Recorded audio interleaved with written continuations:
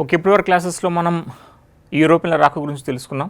మొత్తం 5 యూరోపియన్లు, ఈ యొక్క పోర్చుగీస్, డచ్, డేన్స్, బ్రిటిష్, ఫ్రెంచ్ అని చెప్పేసి అన్నాం.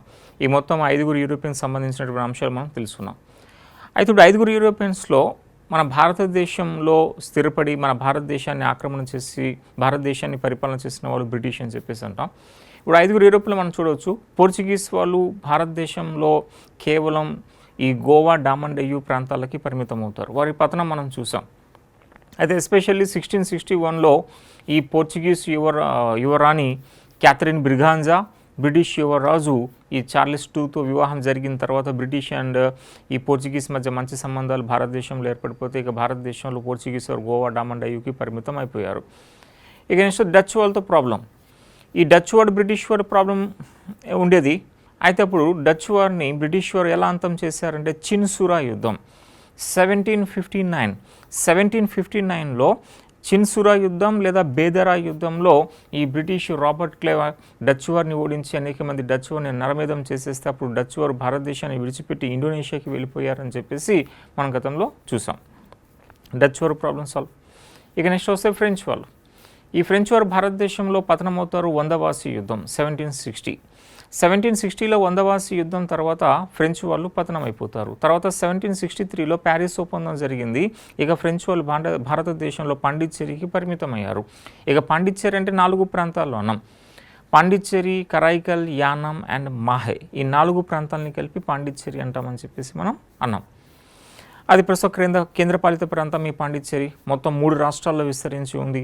ఈ తమిళనాడు పాండిచ్చేరి అండ్ కరైకల్ ప్లేసెస్, మన ఏపీలో యానం అని చెప్పేసి అంటాం. ఇక కేరళకి వస్తే మాహే అని చెప్పి అంటాం. ఇలాగా మొత్తం మీద ఫ్రెంచ్ వాళ్ళు బ్రిటిష్ వారు అణిచిపెట్టేస్తారు పాండిచ్చేరిలో. ఇక డేన్స్ వారు.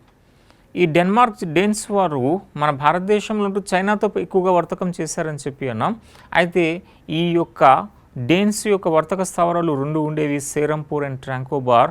ఈ 2 ప్లేసెస్ని బ్రిటిష్ గవర్నర్ జనరల్ 1వ హార్డిన్స్ 120 లక్షల రూపాయలకి కొనుగోలు చేస్తాడు 1845లో.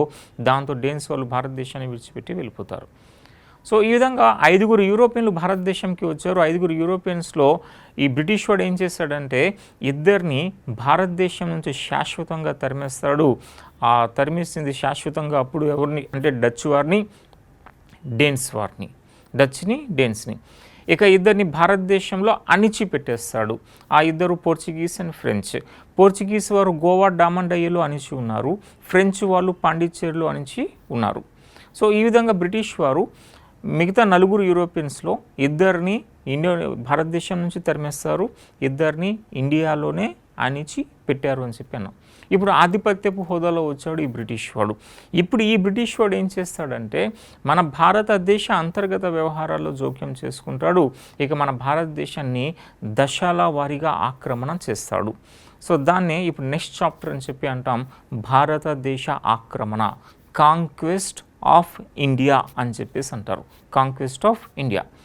ఈ బ్రిటిష్ వాడు మన భారతదేశాన్ని, మన మాతృభూమిని ఏ విధంగా ఆక్రమణ చేశాడు అని చెప్పి తెలుసుకునే స్టోరీయే ఈ భారతదేశ ఆక్రమణ.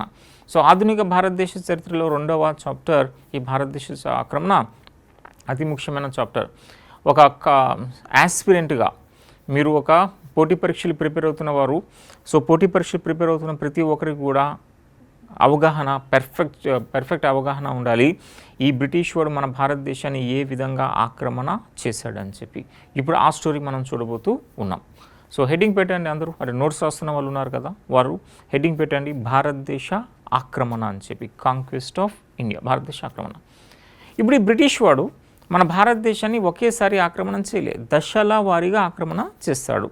ఇప్పుడు మన అఖండ భారతదేశం మనది, అఖండ భారతదేశం అంటే ఏంటి?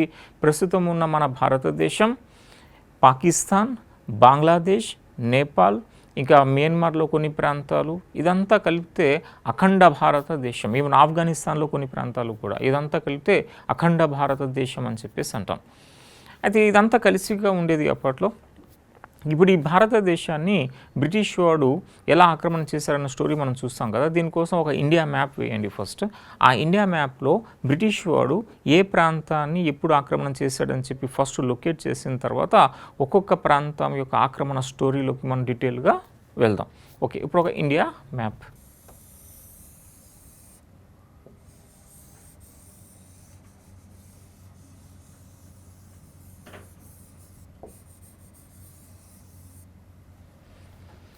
ఓకే, ఈ భారతదేశ పటం రఫ్లీ నాట్ టు స్కేల్ అని చెప్పేసి అంటాం, ఈ భారతదేశ పటం. ఓకే, ఇప్పుడు ఈ భారతదేశాన్ని బ్రిటిష్ వాడు ఆక్రమణ చేశాడు. సో ఇప్పుడు బ్రిటిష్ గుప్పెట్లోకి ఏ ప్రాంతాలు వస్తాయి? అప్పట్లో ఈ ప్లేస్ కర్ణాటిక్ అని చెప్పి ఉండేది, అంతా కర్ణాటిక్.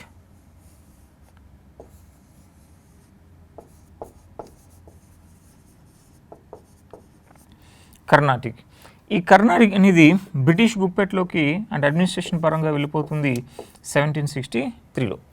1763 నాటికి కర్ణాటిక్ బ్రిటిష్ ఒక గుప్పెట్లోకి వచ్చింది అని చెప్పేసి అన్నాం. నెక్స్ట్ ఇక్కడ పెద్ద ప్లేస్ బెంగాల్.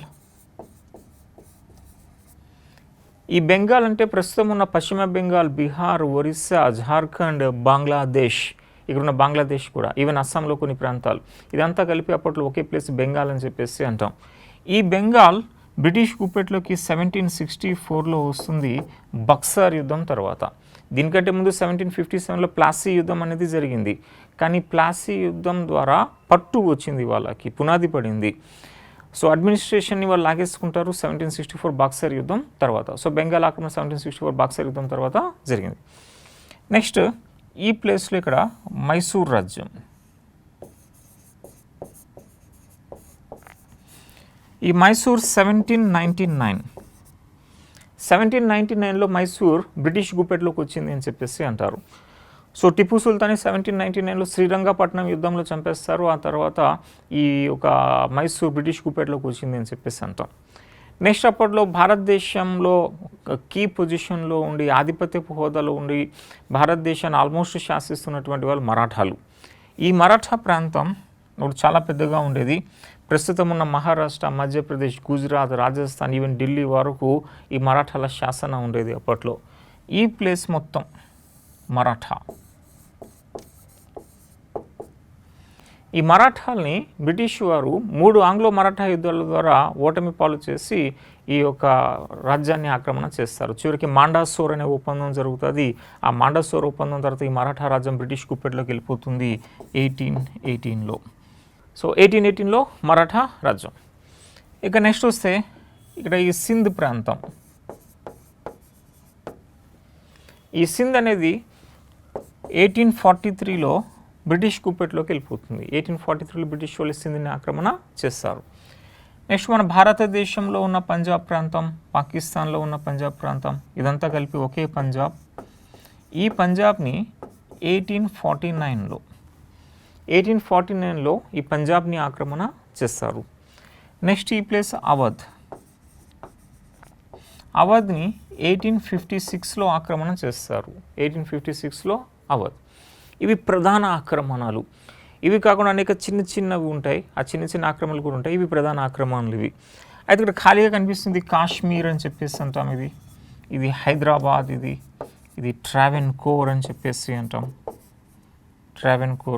ఇది ట్రావెన్కోర్ అని చెప్పేసి అంటారు. ఇంకా ఇక్కడ చిన్న జునాగఢ్ అని చెప్పేసి ఉంటుంది, ఎసెట్రా.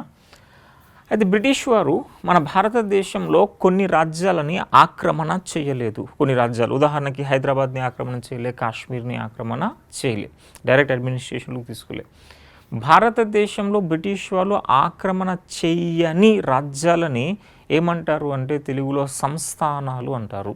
దీన్నే ఇంగ్లీష్లో ప్రిన్స్లీ స్టేట్స్ అని చెప్పి అంటాం, ప్రిన్స్లీ స్టేట్స్. అలా బ్రిటిష్ వాడు మన భారతదేశంలో పరిపాలన చేస్తున్నప్పుడు మన భారతదేశంలో ఎన్ని సంస్థానాలు ఉన్నాయంటే సుమారు 562 సంస్థానాలు ఉన్నాయని చెప్పేసి అంటుంటారు. 562, కొందరు 565 అని కూడా అంటుంటారు. సుమారుగా 562 సంస్థానాలు మన భారతదేశంలో బ్రిటిష్ పాలనా కాలంలో ఉన్నాయి అని చెప్పేసి అంటాం. అయితే ఈ 562 సంస్థానాల్లో అతి పెద్ద సంస్థానం ఏది అంటే మన హైదరాబాదే. హైదరాబాద్ అసఫ్జాహీలు పరిపాలన చేసేవారు. ఈ అసఫ్జాహీల ఆధీనంలో ఉన్న హైదరాబాద్ రాజ్యం అనేది అతి పెద్ద సంస్థానం బ్రిటిష్ పాలనా కాలంలో. అంటే ఈ బ్రిటిష్ వారు మన అఖండ భారతదేశాన్ని పరిపాలన చేస్తున్న సమయంలో అనేక రాజ్యాలని ఆక్రమణ చేయలేదు. అలా చేయబడని చేయబడని రాజ్యాలని సంస్థానాలు అని పిలిచారు, ప్రిన్స్లీ స్టేట్స్ అన్నారు. అటువంటి ప్రిన్స్లీ స్టేట్స్ బ్రిటిష్ పాలనా కాలంలో ఎన్ని ఉన్నాయంటే సుమారు 562 ఉన్నాయి. ఆ 562లో అతి పెద్దది హైదరాబాద్ అని చెప్పేసి అంటారు. ఓకే, ఇప్పుడు ఈ బ్రిటిష్ వాడు మన భారతదేశాన్ని ఆక్రమణ చేశాడు. కర్ణాటక యొక్క పాలనని తన గుప్పెట్లోకి తీసుకుంటాడు బ్రిటిష్ వాడు 1763లో. అది 3వ ఆంగ్లో కర్ణాటిక్ యుద్ధం అంతమైపోయిన తర్వాత. బెంగాల్ డైరెక్ట్ బ్రిటిష్ కంట్రోల్లోకి, దట్ మీన్స్ కంట్రోల్లోకి వెళ్తుంది 1764 బక్సర్ యుద్ధం తర్వాత బెంగాల్ బ్రిటిష్ గుప్పెట్లోకి వస్తుంది బక్సర్ యుద్ధం తర్వాత. ఇక మైసూర్ 1799లో బ్రిటిష్ గుప్పెట్లోకి వచ్చింది. మరాఠా 1818లో బ్రిటిష్ గుప్పెట్లోకి వచ్చింది. సింధ్ 1843, పంజాబ్ 1849, అవధ్ 1856 అని చెప్పేసి అంటాం. అయితే ఈ ఆక్రమణలు చేసేటప్పుడు మన రాజులు ప్రతిఘటన చేస్తారు. ఆ ప్రతిఘటన చేసినప్పుడు ఆటోమేటిక్గా యుద్ధం జరుగుతుంది. అలాగా ఇప్పుడు ఈ యొక్క చాప్టర్లో ఈ రాజ్యాలు ఆక్రమణ చేయడానికి బ్రిటిష్ వాడు వచ్చినప్పుడు మన రాజులు దాన్ని ఎదుర్కొంటారు, యుద్ధాలు జరుగుతాయి. ఆ యుద్ధాలే ఇక్కడ ఆంగ్లో కర్ణాటిక్ యుద్ధాలు అని చెప్పేసి, ఇక్కడ ప్లాసీ బక్సర్ యుద్ధం అని చెప్పేసి, మైసూర్ దగ్గర నాలుగు ఆంగ్లో మైసూర్ యుద్ధాలు అని చెప్పేసి, మరాఠా దగ్గర 3 ఆంగ్లో మరాఠా యుద్ధాలు అని చెప్పి, ఇక సింధ్ ఆక్రమణ, అవధ్ ఆక్రమణ, ఈ 2 ఆక్రమణల దగ్గర పెద్దగా ప్రతిఘటన లేదు, ఈజీ ఆక్రమణ చేస్తారు, సో యుద్ధాలు లేవు. పంజాబ్ ఆక్రమణ కోసం బ్రిటిష్ వారు 2 ఆంగ్లో సిక్కు యుద్ధాలు చేస్తారు. ఇలా Anglo Carnatic, Plassey Buxar, Anglo Mysore, Anglo Maratha, Anglo Sikh యుద్ధాలు అనేవి జరుగుతాయి. ఇప్పుడు ఈ యుద్ధాల గురించి డీటెయిల్గా తెలుసుకుంటే ఈ భారతదేశ ఆక్రమణ అనే చాప్టర్ మనకి ఆల్మోస్ట్ పూర్తి అవుతుంది. ఇప్పుడు దీంతో పాటు అడిషనల్గా ఇంకేం చేస్తామంటే, ఇక్కడ ఆఫ్ఘనిస్తాన్ ఉంది ఈ ఏరియాలో, ఇది భారతదేశం అయితే ఇక్కడ ఆఫ్ఘనిస్తాన్ ఏరియా. ఈ ఆఫ్ఘనిస్తాన్ ఆక్రమణ కోసం కూడా బ్రిటిష్ వాళ్ళు యుద్ధాలు చేస్తే దీన్ని ఆంగ్లో ఆఫ్ఘన్ యుద్ధాలు అంటారు, ఇక్కడ నేపాల్ ఉంటుంది. ఈ నేపాల్ ఆక్రమణ కోసం కూడా బ్రిటిష్ వాళ్ళు ప్రయత్నం చేస్తారు, ఆంగ్లో నేపాల్ యుద్ధాలు జరుగుతాయి, ఇక నెక్స్ట్ ఈ మియన్మార్ని బర్మా అని చెప్పి అంటారు. ఇక్కడ దీని ఆక్రమణ కోసం కూడా బ్రిటిష్ వాళ్ళు ప్రయత్నం చేస్తారు, దీన్ని ఆంగ్లో బర్మా యుద్ధాలు అంటారు, అంటే ఇప్పుడు భారతదేశ యుద్ధాలతో పాటుగా మన అడిషనల్గా ఇన్ఫర్మేషన్ సేక్ కోసం ఏం చేస్తామంటే ఆంగ్లో ఆఫ్ఘన్ యుద్ధాలు, ఆంగ్లో నేపాల్ యుద్ధాలు, ఆంగ్లో బర్మా యుద్ధాలు, ఇలా 3 యుద్ధాలు కూడా అడిషనల్గా మనం చూస్తాం. ఓకే, ఇప్పుడు భారతదేశ ఆక్రమణలో మొదటిగా మనం చూసేది ఆంగ్లో కర్ణాటిక్ అని చెప్పేసి అంటాం, యుద్ధాలు. 1763లో బ్రిటిష్ గుప్పెట్లోకి ఈ కర్ణాటిక్ యొక్క పాలనా బాధ్యతలు ఎలా వచ్చేస్తాయని చెప్పి ఇప్పుడు స్టోరీ మనం చూడబోతున్నాం. సో ఇప్పుడు ఇది భారతదేశ ఆక్రమణ యొక్క ఫస్ట్ పెరిఫెరల్ పాయింట్ ఇది. సో బ్రిటిష్ వారు మిగతా యూరోపియన్ లాగా వర్తకం చేసుకుంటామని చెప్పి భారతదేశానికి వచ్చారు. అలా 5 యూరోపియన్లు వస్తే ఈ 5 యూరోపియన్లు బ్రిటిష్ వాడు ఏం చేస్తాడంటే మిగతా 4 యూరోపియన్స్లో 2ని తరిమి కొట్టేస్తాడు, 2ని అణిచిపెడతాడు. ఇప్పుడు ఆధిపత్యంలోకి వచ్చిన ఈ బ్రిటిష్ వాడు భారతదేశ అంతర్గత వ్యవహారాలు జోక్యం చేసుకుంటూ భారతదేశాన్ని దశల వారీగా ఆక్రమణ చేసేస్తాడు. ఆ ఆక్రమణ ఏ సంవత్సరంలో ఏ ప్రాంతం అనేది ఇప్పుడు ఈ మ్యాప్ ద్వారా మనం చూసాం. ఇప్పుడు నెక్స్ట్ వస్తుంది మనకి ఫస్ట్గా ఆంగ్లో కర్ణాటిక్ అని చెప్పేసి అంటాం. ఈ ఆంగ్లో కర్ణాటిక్ యుద్ధాలు ఏమిటన్నది ఇప్పుడు మనం చూస్తాం. సో ఇప్పుడు హెడ్డింగ్ పెట్టండి, నెక్స్ట్ ఆంగ్లో కర్ణాటిక్ యుద్ధాలు. ఓకే, భారతదేశ ఆక్రమణలో ఇప్పుడు నెక్స్ట్ మనకి ఈ చూస్తున్నాం ఏంటంటే యుద్ధం ఆంగ్లో కర్ణాటిక్ యుద్ధాలు అని చెప్పి. సో నోట్ శాస్త్రంలో హెడ్డింగ్ పెట్టాల్సింది అంటే ఆంగ్లో కర్ణాటిక్ యుద్ధాలు అని చెప్పేసి. అది ఆంగ్లో కర్ణాటిక్ యుద్ధాలు అనేవి మన దక్షిణ భారతదేశంలో ప్రధానంగా జరిగాయి. అది దక్షిణంలో అప్పుడు ప్రధానంగా రాజ్యం కర్ణాటిక్ అని చెప్పేసి రాజ్యం. అయితే ఈ కర్ణాటిక్ రాజ్యాన్ని ఆధారం చేసుకొని అప్పుడు బ్రిటిష్ వారు మరియు ఫ్రెంచ్ వాళ్ళు కొట్టుకున్నారు. యాక్చువల్గా ఫ్రెంచ్ వాళ్ళు కొట్టుకున్నారు కర్ణాటక రాజ్యాన్ని బేస్ చేసుకుని. చివరికి బ్రిటిష్ వాళ్ళు గెలిచారు. అలా బ్రిటిష్ వారు గెలవడం వల్ల బ్రిటిష్ వాడి పేరు మీదుగా ఆంగ్లో అన్నారు. ఆ కర్ణాటక రాజ్యంని బేస్ చేసుకున్నారు కాబట్టి ఆ కర్ణాటక రాజ్యం బేస్ మీద కర్ణాటిక్ అని చెప్పి అన్నారు, ఆంగ్లో కర్ణాటిక్ అని చెప్పి పిలుస్తారు. అంటే దీని అర్థం ఏంటంటే ఆంగ్లో కర్ణాటిక్ యుద్ధాలు నథింగ్ బట్ ఆంగ్లో ఫ్రెంచ్ యుద్ధాలు. ఇవి బ్రిటిష్ అండ్ ఫ్రెంచ్ మధ్య జరిగిన యుద్ధాలనే ఆంగ్లో కర్ణాటిక్ యుద్ధాలు అని చెప్పేసి అంటారు.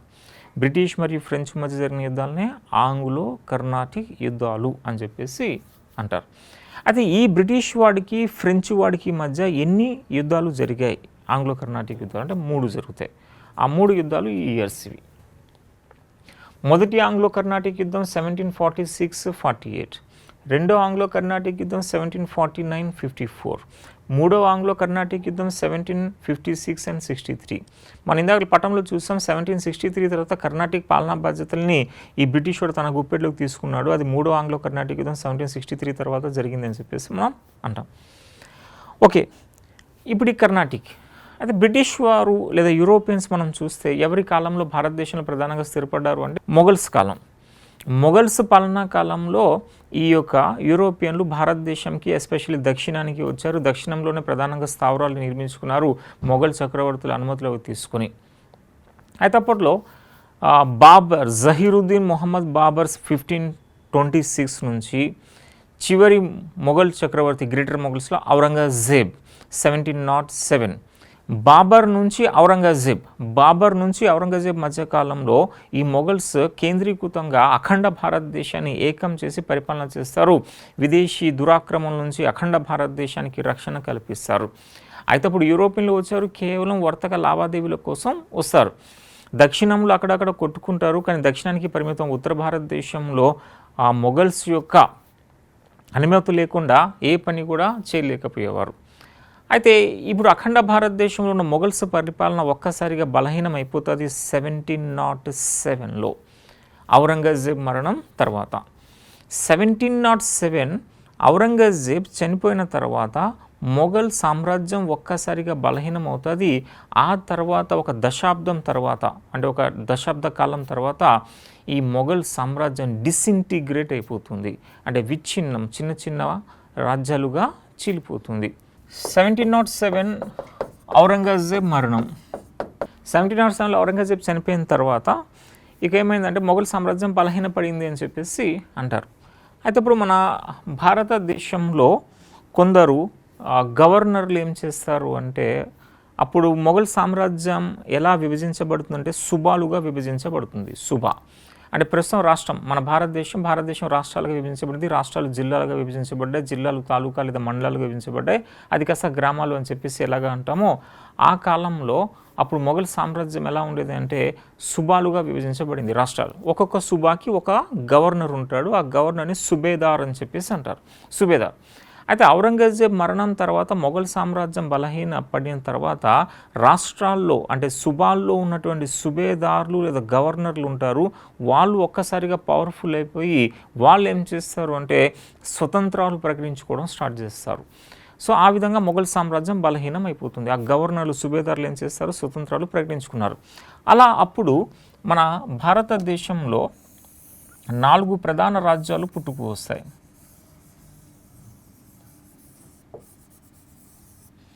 అది ఒకటి ఈ ప్లేస్, ఇది హైదరాబాద్, ఇక ఈ ప్లేస్ కర్ణాటిక్. ఇక వస్తే ఇక్కడ బెంగాల్, ఇక్కడ అవధ్.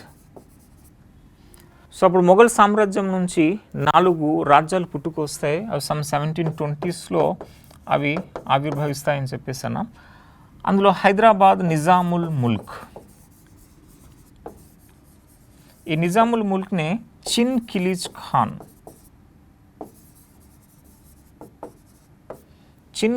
ఖాన్ అని చెప్పేసి అంటాం.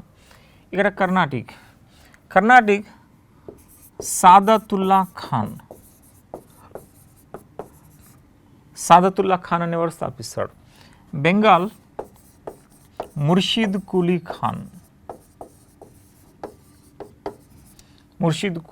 ఖాన్. ఇక అవధ్ సాదత్ అలీ అని చెప్పేసి అంటారు. ఇలా మొఘల్ సామ్రాజ్యం నుంచి పుట్టుకొచ్చిన 4 ప్రముఖ రాజ్యాలు. సో ఈ బ్రిటిష్ వారు ఈ హైదరాబాద్ని మినహాయించి మిగతా రాజ్యాలను ఆక్రమణ చేస్తారు. మనం ఎనిమిదాలు చూసాం, పట్టణంలో చూసాం. కర్ణాటక 1763 ఆక్రమణ, బెంగాల్ 1764 ఆక్రమణ, అవధ్ 1856లో ఆక్రమణ అని చెప్పి మనం చూసాం. అది ఈ రాజ్యాలు ఇవి. అయితే అప్పుడు ఇక్కడ మరాఠాలు ఉంటారు, ఇక్కడ మైసూర్ వాళ్ళు ఆవిర్భవిస్తారు, ఇక్కడ సింధు వాళ్ళు పుట్టుకొస్తారు, ఇక్కడ పంజాబ్ వాళ్ళు పుట్టుకొస్తారు. ఇవన్నీ జరుగుతాయి మనకి నెక్స్ట్ తర్వాత. ఓకే, ఇప్పుడు మొఘల్స్ నుంచి ఈ 4 రాజ్యాలు పుట్టుకు వచ్చాయి. అయితే ఇప్పుడు మనం చూస్తున్న యుద్ధాలు ఆంగ్లో కర్ణాటిక్. ఇప్పుడు ఈ కర్ణాటిక్ రిలేటెడ్గా ఉంటుంది, ఆంగ్లో కర్ణాటిక్. ఓకే, ఇప్పుడు ఈ కర్ణాటిక్ రాజ్య స్థాపకుడు ఎవరు అని చెప్పి అంటున్నాం? సాదతుల్లా ఖాన్ అని చెప్పేసి అంటున్నాం. సాదతుల్లా ఖాన్ అనేవాడు ఈ కర్ణాటిక్ రాజ్య స్థాపకుడు. అయితే ఈ సాదతుల్లా ఖాన్ 1732లో మరణం. ఓకే, సాదతుల్లా ఖాన్, ఈ సాదతుల్లా ఖాన్ అనేవాడు 1732లో ఆయన మరణించాడు అని చెప్పేసి అంటారు. 1732లో సాదతుల్లా ఖాన్ చనిపోయిన తర్వాత ఆయన కుమారుడు దోస్త్ అలీ అనేవాడు 1732లో పాలకుడు అవుతాడు. అయితే 1742లో ఒక యుద్ధం జరుగుతుంది. ఆ యుద్ధం దామల చెరువు యుద్ధం అని చెప్పేసి అంటారు. 1742లో దామల చెరువు అనే యుద్ధం జరుగుతుంది. ఆ దామల చెరువు యుద్ధం మరాఠా పీష్వా ఆ సమయంలో బాలాజీ బాజీరావు అని చెప్పేసి ఉంటాడు. బాలాజీ బాజీరావు అప్పుడు మరాఠా రాజు షాహు అని చెప్పేసి వస్తాడు. అది బాలాజీ బాజీరావు ప్లస్ ఆయనతో పాటుగా ఉన్నది అప్పుడు ఈ యొక్క తంజావూర్ పాలకుడు. ఇప్పుడు మరాఠా అండ్ తంజావూర్ వీళ్ళిద్దరూ కలిసి ఆ దామల చెరువు అనే ప్లేస్లో ఈ యొక్క దోస్త్ అలీని ఎదుర్కొంటారు. అప్పుడు ఆ దోస్త్ అలీ చంపబడతాడు. అంటే సింప్లీ 1742 దామల చెరువు యుద్ధంలో ఈ దోస్త్ అలీ చనిపోతాడు. ఈ దోస్త్ అలీ తండ్రి ఎవడంటే సాదతుల్లా ఖాన్. ఈ సాదతుల్లా ఖానే ఈ కర్ణాటక రాజ్య స్థాపకుడు. సో కర్ణాటక స్థాపకుడైన సాదతుల్లా ఖాన్ కొడుకు దోస్త్ అలీ దామల చెరువు యుద్ధంలో చనిపోయాడు 1742. అప్పుడు సిచ్యువేషన్ ఏంది అంటే దోస్త్ అలీ కుమారుడు సఫ్దర్ అలీ అంటాం. దోస్త్ అలీ యొక్క అల్లుడు చందా సాహెబ్ అని చెప్పేసి అంటారు. దోస్త్ అలీ యొక్క కొడుకు తమ అల్లుడు, దోస్త్ అలీ యొక్క అల్లుడు చందా సాహెబ్, కుమారుడైతే సఫ్దర్ అలీ. ఇక దోస్త్ అలీ యొక్క ఒక ప్రధాన అనుచరుడు అన్వరుద్దీన్ అని చెప్పేసి ఉంటాడు. ఒక ఇప్పుడు సఫ్దర్ అలీ పాలకుడైన తర్వాత ఇతను కూడా వెల్లూరు పాలకుడు, మద్రాస్కి దగ్గర ఉన్నటువంటి ఆ వెల్లూరు పాలకుడు ముర్తజా అలీ చే చంపబడతాడు. దోస్త్ అలీ చంపబడ్డాడు. దోస్త్ అలీ కొడుకు సఫ్దర్ అలీ వచ్చాడు. సఫ్దర్ అలీ కూడా చంపబడ్డాడు. ఓకే, సాదతుల్లా ఖాన్ తర్వాత దోస్త్ అలీ తర్వాత సఫ్దర్ అలీ వీళ్ళు చనిపోయారు. అయితే ఇప్పుడు ఈ చందా సాహెబ్ బందీ అవుతాడు. ఆ సమయంలో ఈ దోస్త్ అలీ యొక్క అనుచరుడు అయిన అన్వరుద్దీన్ కర్ణాటిక్ పాలకుడు అవుతాడు. అయితే ఎప్పుడైతే అన్వరుద్దీన్ కర్ణాటిక్ పాలకుడు అవుతాడో ఈ యొక్క చందా సాహెబ్ బందీగా ఉన్న వ్యక్తి దాన్ని పూర్తిగా వ్యతిరేకిస్తాడు. ప్లస్ ఈ దోస్త్ అలీ యొక్క మొత్తం కుటుంబ సభ్యులు కూడా వ్యతిరేకిస్తారు. అయితే ఇక్కడ స్టోరీలో మనం సింపుల్ స్టోరీ గుర్తుపెట్టాల్సింది, కర్ణాటక రాజ్య స్థాపకుడు సాదతుల్లా ఖాన్ అని చెప్పి అంటాం. సాదతుల్లా ఖాన్ తర్వాత ఆయన కొడుకు దోస్త్ అలీ వచ్చాడు. దోస్త్ అలీ చనిపోయిన తర్వాత సఫ్దర్ అలీ వచ్చాడు. సఫ్దర్ అలీని కూడా చంపేస్తారు. అప్పుడు ప్రాబ్లం స్టార్ట్ అయింది. అయితే సఫ్దర్ అలీ చనిపోయినప్పుడు చందా సాహెబ్ బందీగా వెళ్తే మన యొక్క దోస్త్ అలీ యొక్క అనుచరుడైనటువంటి అన్వరుద్దీన్ కర్ణాటక పాలకుడు అయిపోతాడు. దాన్ని వ్యతిరేకిస్తారు చందా సాహెబ్ అండ్ దోస్త్ అలీ యొక్క కుటుంబ సభ్యులు. ఇది కర్ణాటకలో సిచ్యువేషన్. అంటే ఇప్పుడు కర్ణాటక పాలకుడుగా అన్వరుద్దీన్ ఉన్నాడు. అన్వరుద్దీన్కి వ్యతిరేకంగా చందా సాహెబ్ ఉంటాడు అండ్ దోస్త్ అలీ యొక్క కుటుంబ సభ్యులు ఉంటారు. ఇది కర్ణాటకలో సిచ్యువేషన్. ఇప్పుడు మొదటి ఆంగ్లో కర్ణాటక యుద్ధం ప్రారంభం ఎలా అవుతుంది అని చెప్పి స్టోరీలోకి ఎంటర్ అవుతాం మనం. అది ఇలాగ కర్ణాటకలో సిచ్యువేషన్ ఉన్నప్పుడు 1746 ఇక్కడ అప్పటికే ఆస్ట్రియా వారసత్వ యుద్ధం అనేది యూరోప్లో స్టార్ట్ అవుతుంది. యూరోప్లో ఒక రాజ్యం ఆస్ట్రియా. ఈ ఆస్ట్రియా పాలకుడు చనిపోయిన తర్వాత ఆస్ట్రియాలో వారసత్వపు యుద్ధం జరుగుతుంది సింహాసనం కోసం. అప్పుడు ఆస్ట్రియా వారసత్వ యుద్ధంలో బ్రిటిష్ వాడు ఒకరికి మద్దతు చేస్తాడు, ఫ్రెంచ్ వాడు ఇంకొకరికి మద్దతు చేస్తాడు. ఆ విధంగా యూరోప్లో ఆస్ట్రియా వారసత్వ యుద్ధం స్టార్ట్ అవుతుంది. బ్రిటిష్ వాడు ఫ్రెంచ్ వాళ్ళు కొట్టుకుంటూ ఉంటారు. ఈ యూరోప్లో స్టార్ట్ అయినటువంటి ఆస్ట్రియా వారసత్వ యుద్ధం యూరప్కి పరిమితం కాకుండా అది కాస్త మన భారతదేశానికి వ్యాపిస్తుంది, దక్షిణ భారతదేశం. ఇప్పుడు దక్షిణ భారతదేశంలో ఈ బ్రిటిష్ వాళ్ళు ఫ్రెంచ్ వాళ్ళు కొట్టుకోవడం స్టార్ట్ చేస్తారు. సో ఆ విధంగా భారతదేశంలో బ్రిటిషర్స్కి ఫ్రెంచ్ వారికి మధ్య మొదటి ఆంగ్లో కర్ణాటిక్ యుద్ధం 1746లో స్టార్ట్ అయింది అని చెప్పేసి అంటాం. ఓకే.